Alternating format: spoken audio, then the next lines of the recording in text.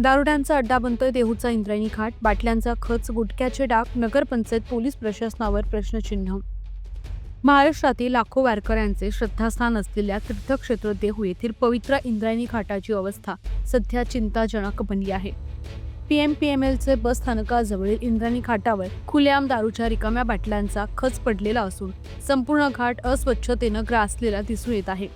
त्यामुळे इंद्रायणी घाट म्हणजे दारुड्यांचा अड्डा बनलाय का, असा संतप्त सवाल भाविक आणि नागरिकांकडून उपस्थित केला जात आहे. धक्कादायक बाब म्हणजे लाखो कोट्यावधी रुपये खर्चून सुशोभीकरण करण्यात आलेल्या या घाटावर काही असभ्य नागरिक खुलेआम लघुशंका करत असल्याचं चित्र दिसत आहे. तर काही व्यसनी शौकीनांनी गुटख्याच्या पिचकरांनी संपूर्ण घाट विद्रूप करून टाकलाय.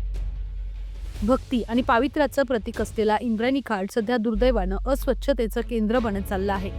विशेष म्हणजे या घाटापासून अवघ्या काही अंतरांवर नगरपंचायतीचे कार्यालय आणि पोलीस चौकी आहे.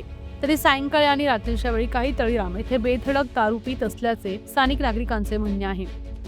दारू पिऊन झाल्यानंतर रिकाम्या बाटल्या, कचरा इंद्रायणी घाट परिसरात फेकून दिला जात असल्यानं या सुंदर वास्तूची दुरावस्था होत आहे.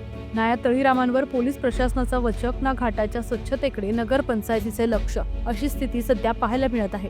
त्यामुळे तीर्थक्षेत्र विकास आराखड्याच्या नावाखाली खर्च केलेला जनतेचा पैसा वाया तर जात नाही ना, असा सवाल उपस्थित होत आहे.